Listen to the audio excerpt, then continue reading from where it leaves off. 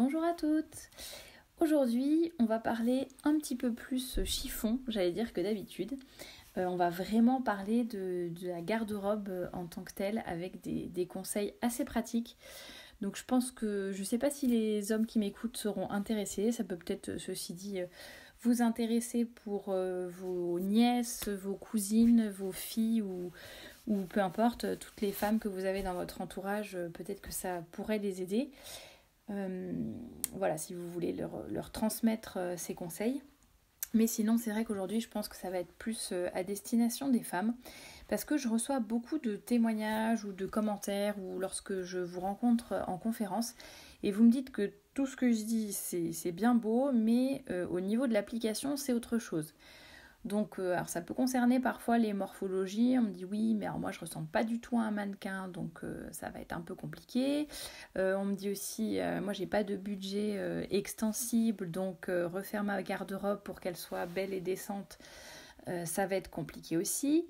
Ou alors, voilà, on me dit, j'ai des placards qui sont pleins, qui débordent de jupes, de robes, de hauts, de plein de choses, mais rien ne me plaît, rien ne me va. Voilà, il y a même des habits qui ont encore leur étiquette, donc des choses achetées récemment et finalement qu'on ne porte pas après. Et c'est vrai que ça nous arrive à toutes, je pense, d'avoir un placard qui a pas mal de choses dedans et où finalement on ne porte que les mêmes choses sans cesse en fait. Et ou alors on s'aperçoit que voilà, on essaye d'appliquer les principes de modestie, de décence, et pourtant dans nos placards on trouve encore des jupes ou des robes qui sont un petit peu trop courtes ou un petit peu trop décolletées ou sans manches, et on se dit on les garde quand même parce que voilà, c'est des choses qu'on a achetées, qu'on aime beaucoup, et puis c'est tout à fait humain d'avoir du mal à se séparer de certaines choses qui peuvent nous plaire, même si voilà, on sait que ça n'est pas raisonnable, ça n'est pas décent de les garder. Alors, et même moi d'ailleurs, ça fait, pour vous donner un témoignage un peu plus personnel, ça fait maintenant quand même un certain nombre d'années que je m'intéresse au sujet de la modestie vestimentaire, et que évidemment je m'efforce d'appliquer au quotidien. Et c'est vrai que je me suis posé la question, et c'est pour ça que je voulais vous faire ce podcast, et que je me suis posé la question il y a quelques mois, en me disant, mais j'ai encore dans mon placard des choses, alors certes que je ne porte pas, mais qui sont un peu justes, ou alors pas d'un point de vue de la décence, mais ça peut être, voilà, j'ai une jupe dans mon placard que je porte jamais parce qu'en fait l'ourlet n'est pas fait, enfin c'est défait et j'ai pas pris le temps de le refaire, ou ce genre de choses, ou cette robe qui de toute façon est tachée, donc vraiment ça fait, et j'arrive pas à faire partir les taches, et pourtant elle est encore dans mon placard.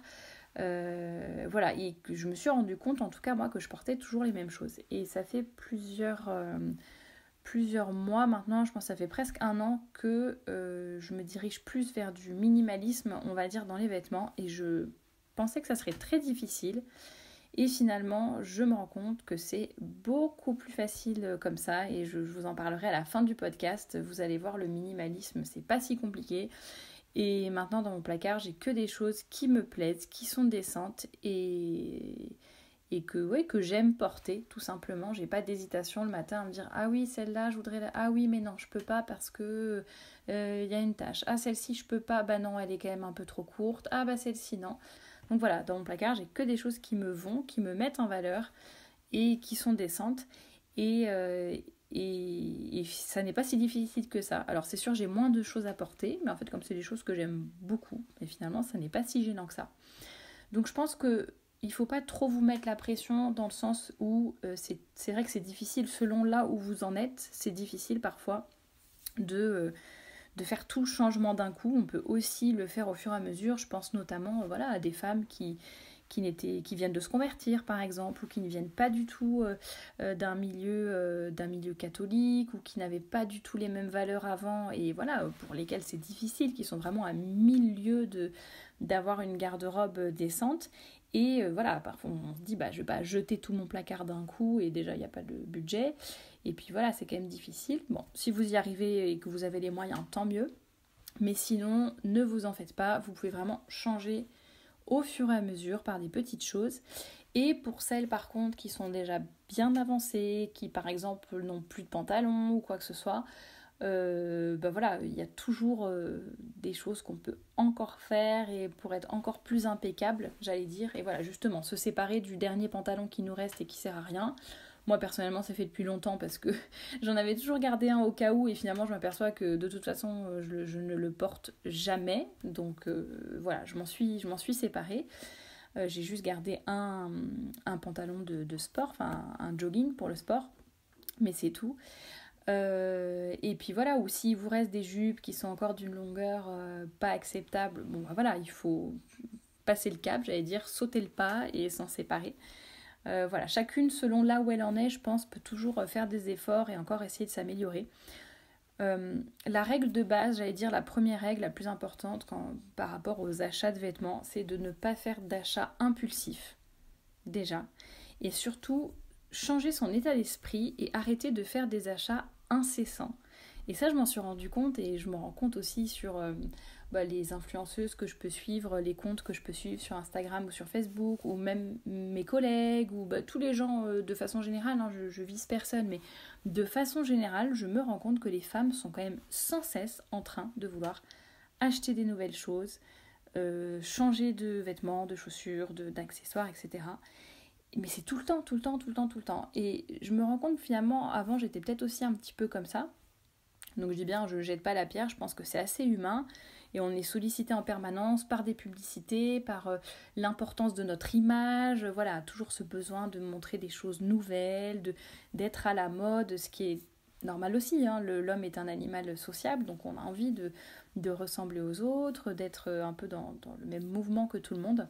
Mais je pense qu'il faut vraiment essayer de changer cet état d'esprit. On n'est pas obligé d'acheter sans cesse de nouveaux vêtements si on en a besoin. Bien sûr que oui, on peut aussi se faire plaisir de temps en temps, mais je pense qu'il faut essayer de rester de se mettre dans un état d'esprit davantage minimaliste. Ça ne veut pas dire qu'on n'a rien, mais c'est tout simplement essayer, voilà, un peu d'avoir une garde-robe capsule où tout va avec tout. Et surtout tout nous va à nous et de bonne qualité, avoir des choses de bonne qualité qui vont durer dans le temps plutôt que de racheter sans cesse des chiffons finalement qui ne tiennent pas la route. Alors pour faire vos courses, si vous allez faire vos courses dans les magasins, je pense qu'il est assez intéressant d'être accompagné par quelqu'un qui sera plus objectif que vous peut-être, plus raisonnable lorsqu'il faut être raisonnable et qui saura vous dire là ça te va pas, ou là vraiment c'est trop cher, ou là c'est pas décent, etc. Parfois nous on a du mal à voir ces choses-là, donc c'est vrai que ça peut être pas mal d'être accompagné de quelqu'un. Se fixer un budget aussi pour être sûr de ne pas se laisser trop tenter. Et puis surtout vérifier ces placards avant, vérifier ce qui vous manque, ce que vous avez déjà, ce que vous n'avez pas, ce qu'il faut absolument que vous trouviez. Et voilà, ne pas vous mettre la pression à vouloir acheter quelque chose à tout prix. Si vous ne trouvez pas quelque chose qui vous convient, ne l'achetez pas. Je dis n'importe quoi, si par exemple vous savez qu'il faut que vous trouviez un manteau parce que vous n'en avez plus pour cet hiver, voilà, essayez de ne pas vous dire allez tant pis, je prends celui-là, c'est un achat de déception, mais je le prends quand même parce que voilà, il me faut absolument un manteau. Bon, parfois il faut aussi savoir attendre un petit peu ou aller voir en ligne, est-ce qu'il se trouve aussi en ligne. Mais essayez de ne pas faire d'achat où vous vous sentez forcé de le faire. Par rapport aux questions très pratiques, essayez de choisir une tenue adaptée aux essayages. Vous allez enlever des vêtements tout le temps, donc ne prenez pas la petite robe qui est bien compliquée avec 10 000 boutons à enlever ou le haut qui vous décoiffe à chaque fois quand vous l'enlevez et quand vous le remettez. Voilà, essayez de trouver des habits assez simples à enlever et à remettre souvent. Essayez de prendre des sous-vêtements vraiment neutres aussi, couleur chair par exemple, parce que si vous allez acheter, si vous essayez plutôt des choses qui sont blanches ou un peu claires, voilà, au moins vous aurez tout de suite l'idée de vous dire, c'est vrai que parfois on se dit oui mais bon là j'ai un soutien-gorge noir donc c'est normal il se voit, mais bon quand je le porterai avec un soutien-gorge couleur chair et ça ira, et finalement on se rend compte parfois que même avec un soutien-gorge couleur chair, le haut est quand même trop transparent. Donc autant avoir les bons sous-vêtements dès le départ et pour pouvoir ainsi ne pas avoir de mauvaises surprises par la suite. Et donc comme je vous le disais, des vêtements faciles à enlever, à remettre. et une paire de collants si vous savez que vous allez acheter des jupes ou des robes d'hiver et des chaussures plates si vous allez faire les courses pendant quelques heures, question de ne pas trop fatiguer avant. Et donc comme je le disais, regardez ce qui vous manque avant de partir vraiment. Une fois que vous êtes dans la cabine, faites attention, tout est fait pour que vous achetiez vite et sans trop, enfin que vous n'ayez pas vraiment le temps de la réflexion, voilà, que vous fassiez des achats un peu impulsifs. Donc vraiment, moi je vous conseille d'essayer vos vêtements. Après, si vous avez le budget aussi, vous pouvez, il y en a qui font ça, qui n'essayent jamais et qui par contre essayent chez elles et ensuite reviennent dans le magasin pour rendre ce qui n'allait pas. Donc il faut déjà avoir un peu de trésorerie et aussi du temps pour revenir dans les magasins après. Mais si vous pouvez vraiment essayer d'essayer le vêtement dans la cabine et faites attention parce que entre la lumière qui est pas toujours bonne, la musique qui est forte, la cabine qui est étroite, il fait chaud, il y a du monde, c'est fatigant, voilà, on a tendance un peu à bâcler les choses. Donc essayez vraiment de ne pas choisir précipitamment, quelles que soient les conditions. Si vous voyez que le vêtement, quand vous le mettez, ça vous gratte, vous vous sentez serré, vous êtes mal à l'aise, dès que vous jetez un coup d'œil dans le miroir, ça va pas, laissez tomber, mettez le vêtement de côté. N'hésitez pas aussi, on n'y pense pas toujours, mais n'hésitez pas à prendre, si vous vous sentez trop serré, prendre une taille au-dessus, même si c'est pas votre taille. Alors c'est sûr que quand on porte habituellement du 38 et que là on se dit bon bah je vais devoir porter du 40, c'est pas très, pas très flatteur ou j'en sais rien, peut-être que ça nous met un coup au moral, mais en fait ça j'ai remarqué et c'est ce que j'ai fait pour mes derniers achats, même s'ils remontent assez loin. C'est de me dire plutôt que de me focaliser à vouloir prendre ma taille, entre guillemets, ou celle que je pense que je fais, et d'ailleurs dans laquelle je rentre, hein, pas de problème. Mais par contre, voilà, on est un peu serré, mal à l'aise, c'est un peu trop moulant, ou un peu trop... Parfois, c'est pas moulant forcément, mais bon, on est un peu serré, quoi, au niveau de la taille ou autre. Et voilà, plutôt que de se forcer à prendre soi-disant notre taille, on peut très bien prendre une taille au-dessus, et c'est ce que je fais maintenant pour être moins serré dans mes jupes, dans mes robes et être plus à l'aise tout simplement. Donc vraiment vérifiez que vous êtes à l'aise dans les vêtements que vous portez, que vous essayez. Vérifiez aussi si le vêtement est décent, bien évidemment. Donc qu'il ne soit pas moulant, pas transparent, ça essayer de regarder vraiment à la lumière, pas décolleté, pas fendu pour les jupes, enfin pas fendu au-dessus du genou pour les jupes et les robes. Que le vêtement, la jupe ou la robe couvre le genou dans toutes les positions. Essayez par exemple de lever les bras, de vous asseoir, de vous pencher pour voir tout simplement si la robe reste décente. Si vous vous penchez devant le miroir et que là vous vous apercevez qu'on voit toute votre poitrine, c'était pas la peine de prendre ce vêtement. Ou si on voit vos sous-vêtements, ou si vous repérez que voilà, dès que vous allez vous pencher ou vous asseoir, bah ça y est, vous êtes trop serré, vous devez tirer sur votre jupe pour qu'elle se mette bien et qu'elle couvre les genoux, c'est pas la peine non plus. Pour tout ce qui est d'essence des vêtements, vous retrouverez plein d'articles à ce propos sur le blog. Et d'ailleurs, je vous mets en lien dans la description un PDF à télécharger gratuitement qui est donc un guide d'essayage pour vous aider à ne plus vous tromper dans l'achat de vos vêtements. Ne plus se tromper, que ce soit d'un point de vue d'essence ou d'un point de vue morphologie, et acheter des choses qui vous vont uniquement. Au niveau de la qualité, vous pouvez vérifier s'il n'y a pas des taches. Parfois, il y a des taches que font les personnes, les femmes qui auraient essayé le vêtement avant vous, des taches de fond de teint ou autre. Donc, vérifiez bien que le vêtement n'est pas taché, que les ourlets sont bien faits et pas déjà à moitié défaits. Comment sont les finitions? Est-ce que c'est joli, net? Vous pouvez également regarder si tous les boutons sont là, s'il y a des boutons sur le vêtement évidemment, si les fermetures éclair fonctionnent, s'il y en a. Vous pouvez aussi regarder les étiquettes, voir la matière, est-ce que le vêtement va être facile à entretenir ou pas, est-ce que la matière est une matière naturelle qui vous convient. Ça pareil, hein, j'ai déjà fait plusieurs articles sur le blog sur les tissus, la qualité, comment regarder une étiquette, comment s'entretiennent les vêtements, quel tissu choisir, viscose, coton, etc. Donc n'hésitez pas à regarder sur le blog. Évidemment, il faut aussi que ça soit des vêtements qui vous aillent au niveau de votre silhouette et des couleurs aussi qui vous mettent en valeur. Donc ça, vous avez aussi un guide, un PDF que vous pouvez télécharger gratuitement sur le blog. Pour connaître quelle est votre morphologie, quelles sont les couleurs qui vous mettent en valeur. Et en fait, en faisant attention à tout cela, donc des vêtements qui vous mettent en valeur, je veux dire, qui mettent en valeur votre silhouette, votre visage, l'éclat de votre visage, qui sont décents, qui sont de bonne qualité et qui vous vont vraiment, et bien finalement, si vous achetez ce genre de vêtements et que vous n'avez que ce genre de vêtements dans vos placards, vous n'aurez pas besoin d'avoir 1000 choses et tout ce que vous avez, je vous garantis que vous allez le porter parce que vous aurez peu, mais vous aurez des choses essentielles, des choses qui vous vont, des choses que vous aimez porter. Parfois, il y a des choses qu'on n'aime pas porter parce que, justement, on est un peu trop serré dans cette jupe, donc instinctivement, ça me sert trop à la taille, je ne vais pas la mettre, je ne suis pas à l'aise dedans. Ou alors, on sait que telle jupe nous gratte, ou telle jupe, on ne se sent pas bien dedans parce que quand on se regarde dans le miroir, on sent bien qu'elle nous grossit, ou j'en sais rien. Et en tout cas, qu'elle ne flatte pas notre silhouette. Et c'est vrai que finalement, il y a plein de choses qu'on ne porte pas dans nos placards. Donc, si vous achetez des choses qui vous vont, qui vous plaisent et qui sont décentes, voilà. Et bien après, vous aurez besoin de moins, mais vous pourrez aussi peut-être vous permettre d'acheter des choses, par exemple, un peu plus chères, mais qui durent plus dans le temps. Et ça, vraiment, c'est vraiment un luxe d'avoir une garde-robe qui nous ressemble, qui est certes peut-être minimaliste, mais qui nous ressemble et qui est décente. C'est vraiment très très agréable. Je fais juste une petite parenthèse maintenant par rapport aux achats en ligne. Si vous achetez en ligne, parfois je sais qu'on hésite, mais maintenant les sites sont très très bien faits. Vous avez beaucoup de photos, parfois vous avez même des vidéos. Vous avez des descriptions précises de l'article pour savoir s'il y a des poches, s'il n'y a pas de poche, quelle est la matière, comment tombe le tissu. Avec les vidéos, on peut bien le voir. Vous pouvez voir également la taille et les mensurations, généralement, du mannequin qui porte le vêtement sur la photo. Comme ça, vous pouvez comparer avec votre taille et vous dire, moi je suis un peu plus petite et je porte une taille plus grande.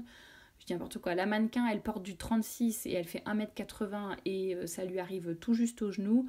Moi, je vais prendre du 40 et je fais 1m70, donc a priori, ça descendra bien sous le genou, par exemple. N'hésitez pas à regarder tout ce que je disais, les descriptifs sur l'entretien, la longueur, etc. Surtout lisez aussi les retours et les commentaires des clientes s'il y en a, parce que parfois on peut être déçu par une matière ou par la qualité d'un vêtement, donc au moins en regardant les retours, vous pouvez savoir si les personnes ont été déçues ou pas. Et après, quand on achète toujours sur les mêmes sites, finalement on s'habitue à leurs descriptifs, à la matière aussi des produits, à la qualité, à la longueur, et finalement on sait ce qui va pas sur ce site, ça me va, ou quand c'est comme ça sur le mannequin c'est bon pour moi ou c'est pas bon pour moi. Voilà, ça évite des déceptions. Puis regardez aussi éventuellement la politique de retour, de remboursement si vous avez peur de vous tromper, mais en tout cas ça se fait vraiment de plus en plus. Les achats en ligne, il n'y a aucun souci à se faire si ce sont des sites qui sont vérifiés et qui sont sérieux, il n'y a aucun souci à se faire. Je ferme la parenthèse sur les achats en ligne, et voilà, pour terminer, je voulais vraiment vous dire de faire du tri régulièrement dans vos placards. Ce que vous ne portez pas, soit vous l'arrangez, c'est-à-dire si vous ne le portez pas parce qu'il y a une tache, il y a un ourlet qui est défait, il y a un décolleté trop profond, il faudrait juste ajouter un petit débardeur ou un petit carré de tissu pour que ça s'arrange. Faites les retouches nécessaires, voilà. Mais si vous ne pouvez pas, si ce sont des choses qui ne sont pas rattrapables, donnez vos vêtements ou vendez-les, mais séparez-vous de ce qui n'est pas portable en fait. Ça ne sert à rien d'avoir dans vos placards des choses ou qui ne vous vont pas ou qui ne sont pas décentes et que vous allez peut-être du coup être tenté de porter alors que... Ou alors vous avez... surtout ça va vraiment encombrer vos placards vraiment pour rien. Et vous verrez que quand vous aurez uniquement des vêtements décents, vraiment beaux, vraiment qualitatifs et qui vous mettent en valeur, vous vous sentirez beaucoup mieux et vous ne sentirez plus du tout ce besoin d'acheter sans cesse. Et souvent en plus, si vous achetez selon votre morphologie et selon les couleurs qui vous mettent en valeur, souvent finalement vous aurez la même gamme aussi de couleurs dans vos placards, que ce soit pour vos vêtements, pour les accessoires, les manteaux, les chaussures. Et ce qui fait que vous aurez une garde-robe cohérente qui fonctionne bien. Ça vous fera moins de soucis aussi pour vous habiller parce que tout ira bien ensemble. Moi je sais que depuis que je suis passée aux couleurs d'automne, même pour chaussures, collants, sacs, etc. et vêtements évidemment, Finalement, j'ai très peu de choses. Je porte toujours le même sac, quasiment toujours les mêmes chaussures, etc. Mais tout va bien ensemble, donc il n'y a pas de prise de tête, il n'y a pas de... Voilà, c'est assez rapide le matin quand on s'habille, puis quand on sait que tout nous va, c'est vraiment un gain de temps, d'énergie et d'argent. Donc je pense que ça vaut vraiment le coup. Et surtout, voilà, vraiment je vous redis, faites du tri dans vos garde-robes. Faites du tri et ce qui n'est pas décent, enlevez-le. Enlevez-le et essayez voilà, au fur et à mesure d'améliorer ou d'améliorer ce que vous avez tout simplement. Soit c'est indécent mais ça peut se rattraper, ça peut, voilà, je vous disais, on peut toujours ajouter du tissu pour allonger une robe, fabriquer des manches, arranger un décolleté, etc. Si vous arrivez à le faire, faites-le. Je ne dis pas de tout jeter. Et sinon, essayez tout simplement de ne plus vous tromper dans les nouveaux achats que vous allez faire dans le futur. Et surtout, n'oubliez pas de télécharger en barre d'infos le lien que je vais vous mettre pour télécharger gratuitement le guide d'essayage de Femme à part, donc un PDF qui est gratuit. Et je vous retrouve la semaine prochaine. En attendant, n'oubliez pas de vous abonner si ce n'est pas déjà fait et d'activer la petite cloche pour ne pas être bien prévenu, ne louper aucune vidéo et être prévenu quand il y en a une nouvelle qui sort. Et vous pouvez aussi commenter évidemment cette vidéo, me donner des idées de podcast pour les prochaines semaines. Et en attendant, prenez soin de vous et à la semaine prochaine.